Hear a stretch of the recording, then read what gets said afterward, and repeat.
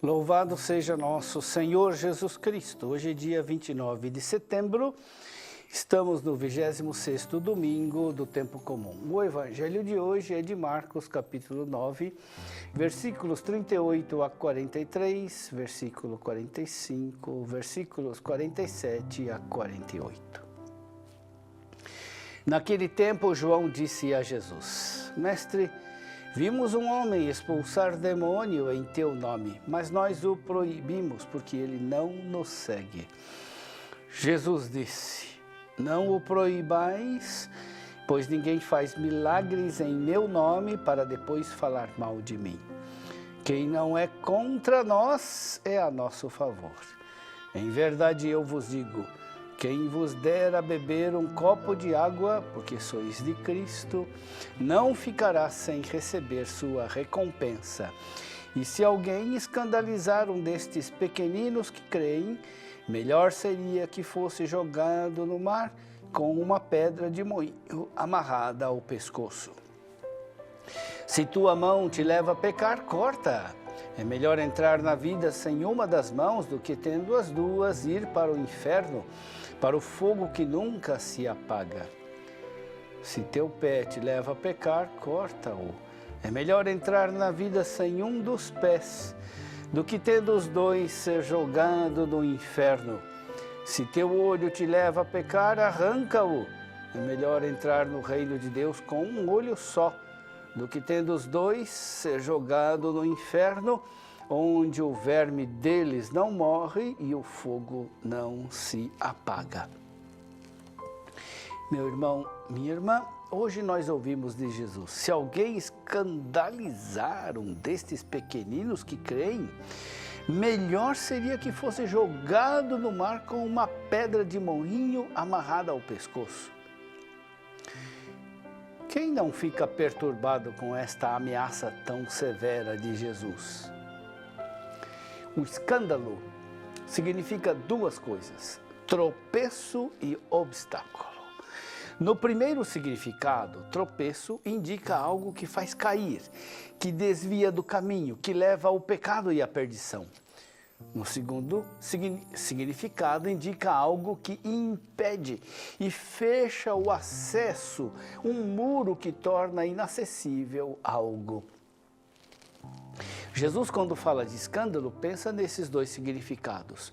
Quando ele fala de escandalizar um desses pequeninos, deseja dar a entender o primeiro significado. Trata-se de desviar os pequeninos do caminho da salvação, de fazê-los cair no pecado, de arrastá-los pelo exemplo, pelas palavras e engano ao mal.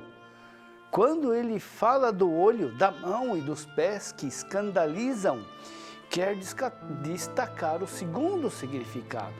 Trata-se de algo que impede a entrada no reino, de um obstáculo à salvação. No caso do escândalo dos pequeninos, há ainda o agravante de que o pecado de fazer cair no erro envolve fracos e vulneráveis. Este escândalo é tão grave aos olhos de Jesus que ele usa a imagem de uma crueza incomum para indicar o castigo que tal pecado merecerá. O castigo para tal pecado é pior do que colocar uma pedra de moinho ao pescoço e ser jogado no mar. Será que isso não é exagerado? Escandalizar os pequeninos que creem em Cristo é assim tão grave? Basta olhar ao nosso redor para descobrir como nós estamos nessa situação de escândalo ativo, continuado, organizado, que inspirou a ameaça de Cristo. Quantos pequenos que creem em Cristo perdem a fé por causa de programas de televisão, de filmes, de jogos, de conversas, de espetáculos e até de aulas. É só ouvir as letras de algumas músicas que nossas crianças e adolescentes ouvem para perceber como eles são bombardeados com o que é obsceno, imoral, feio imbecil a todo momento, continuamente e em todo lugar. Se alguém ousa reclamar, é taxado de obscurantista, carola, beato, intolerante. Fala-se a todo momento de que a arte deve ser livre, como se a arte tivesse a permissão de humilhar, de ofender os cristãos, de vilipendiar o sagrado. Fala-se de realismo, como se a realidade fosse toda e somente aberração sexual e violência. Temos motivos para tremer, vivendo numa sociedade como a nossa, que perverte os inocentes. Se não quisermos a condenação de Cristo, precisamos com urgência oferecer às novas gerações a alternativa de viver com alegria o que é moral, o que é belo, o que é verdadeiro. Se não tivermos o cuidado de uma higiene mental e moral, cotidiana e vigilante, a nossa sociedade receberá o castigo que já está às nossas portas. Não podemos esquecer também do outro escândalo, que é o de impedir as pessoas de chegarem à fé. Quem é que coloca os maiores obstáculos para as pessoas crerem em Cristo? Infelizmente, nós mesmos. Muitos não têm fé por causa dos próprios cristãos que não vivem com coerência a própria fé. Se nós professamos a fé e prometemos viver o Evangelho e depois na vida somos injustos com o próximo, insensíveis diante das necessidades e da dor, nós impedimos que as pessoas tomem a sério a palavra de Jesus. É verdade que há também pessoas que não têm fé por preguiça ou por maldade, mas há muitos que combatem a fé exatamente por causa do contra-testemunho cristão.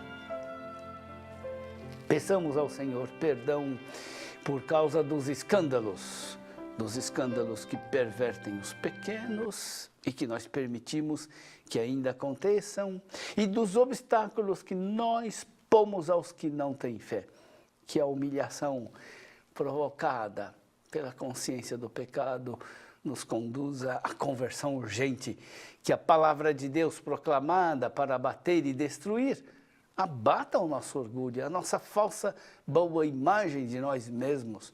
Sobre a nossa humilhação e sobre o nosso arrependimento, a palavra de Deus tem o poder de fazer florir a conversão e a coragem para combater os escândalos e para não sermos nós o empecilho que impede o acesso à fé em Cristo.